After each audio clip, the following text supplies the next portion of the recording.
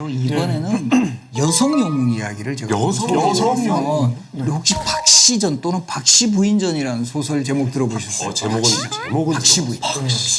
바로 이 박씨라는 부인이 언제 이 소설의 등장 배경이 언제냐면 우리 역사 속 가장 치욕적인 장면 중에 하나가 병자호란이 일어났고 병자호란 때 당시 왕인 인조가 남한사상을 내려와서 당시 오랑캐 황제인 청태종에게 예. 3번 절하고 9번 머리를 조아리는 300구고두레라는 치욕적인 항복의식. 이거 예전에 그 남한산성이라는 영화에서도 그런 장면들. 박해일 씨가 명령기를 펼쳐줬죠. 예.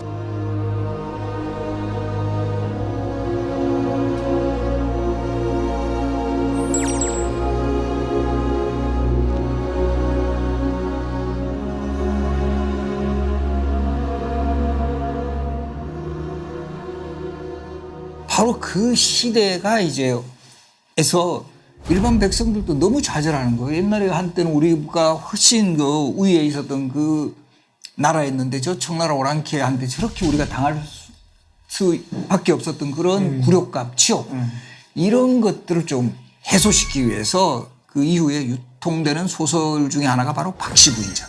이 줄거리가 뭐냐면 이 박씨라는 여인이 그 기록에도 보면 그 당시에 그 병자호란 때 남한산성 방어의 책임자가 이시백이라는 사람인데 이시백의 부인으로 설정이 돼요. 처음에는 뭐 너무 좀 실망스러운 거예요. 좀 외모도 볼품없고 뭔가 좀 이 부인이 조금 뭐 그렇게 능력이 없어 보이는데 이 계속 어느 시점부터 이 너무 이제 능력을 발휘하는 거예요. 말 같은 경우도 미리 먹여가지고 또 뭔가 이 전쟁에 대비한다라든가 그러다가 이제 어느 시점에 이런 그런 좀 저주가 풀리면서 본래의 모습으로 돌아오고 능력을 발휘하면서 바로 이 병자호란 상황으로 돌아가요.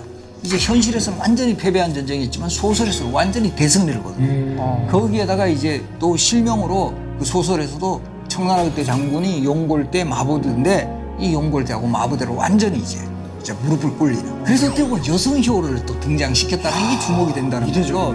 그래서 결과적으로 보면 이 오랑캐를 물리치는 데 있어서는 우리 여성들도 충분히 나설 수 있다. 그런 어떤 모습도 보여주고 있고 조금 전에 스파이더맨 이야기했지만 처음에는 조금 그냥 평범해요. 평범하고 우리 항상 그 평범한 사람들은 안경을 꼭 끼우더라고요. 맞아. 슈퍼맨도 그랬어요. 네, 슈퍼맨도 뿔테 안경 끼고 있고. 그거 벗고 탁 복장 갖추고 이러면서 완전히 신비한 능력을 발휘하죠. 그래서 저는 이 고전 소설을 잘 제가 이렇게 뭐 분석을 해보면 그런 동양과 서양이 좀 공통적으로 일치하는 그런 면모도 확인할 수 있다는 거죠. 그런데 바로 이런 논리를 우리가 북벌이라 그래요. 저 청나라 오랑캐에 대해서 반드시 복수를 하자. 예. 그런 복수의식이 담겨있는 소설이 박시전이라면 네. 이게 또 세상이 변하는 거예요. 저렇게 오랑캐라고 생각했던 저 청나라가 이제 또 같은 시대를 살아보니까 우리보다 이 과학이라든가 뭐 문명도 발전을 했다. 야, 이 청나라하고 계속 저렇게 대결 국면으로 가야 될 게 아니라 저 청나라에서 저 배워야 될 것도 많지 않느냐 이런 생각을 하는 거예요. 소위 말하는 북벌에서 우리 교과서에 배우셔요. 북학이라고 그래요. 청나라의 선진학문을 배우자. 바로 이 북학파의 가장 핵심 인물이 연암 박지원이라는 분 아시죠? 예. 그래서 이 박지원이 쓴 대표적인 그 작품이 청나라 기행을 해서 저 북경까지 갔다가 청나라 열하까지 다녀온 후에 쓴 기행문 열하일기. 그 열하일기에 담겨져 있는 뭐 짧은 소설이긴 하지만 이거 아마 들어보셨을 거예요. 허생전. 유명한 작품. 그렇죠. 네. 이 허생전의 줄거리는 또 뭐냐면 이 허생이라는 선비가 남산에 있는 묵적골에 사는 선비 이렇게 나와요. 이것도 재밌는데 조선시대 조금 올라간 양반들이 살았던 동네가 남산이에요, 남산. 그래요? 그러니까 이 선비들이 붓으로 쓰고 먹을 갈잖아요. 그래서 동네 이름도 묵적골이야.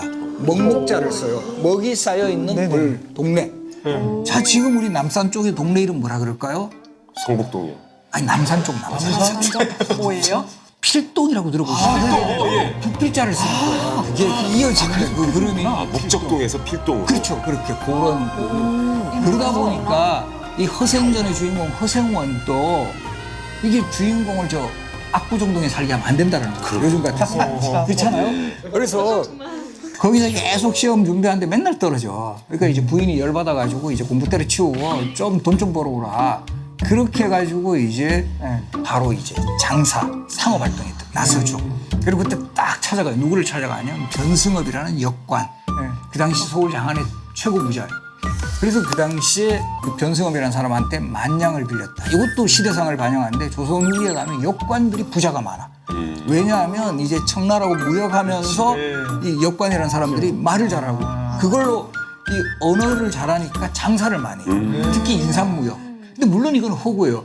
생판 처음 본 사람한테 만냥 누가 빌려주겠어요? 안 빌려주죠. 지금의 화폐 가치로 하면 만냥은 대략 한 5억 가까이 돼요. 말도 안 돼. 조선시대 한 냥의 가치가 얼마 정도 되냐면 쌀 20kg 정도를 쌀 수 있어요. 오. 그럼 한 냥 20kg면 한 요즘 쌀값 한 얼마 한 5만 원 될 거예요. 예. 그래서 우리가 보면 한 냥이 큰 돈이야. 이런 그 만냥을 빌려가지고 이제 그 당시에 추석 앞두고 과일을 다 매점매석을 하는 거죠.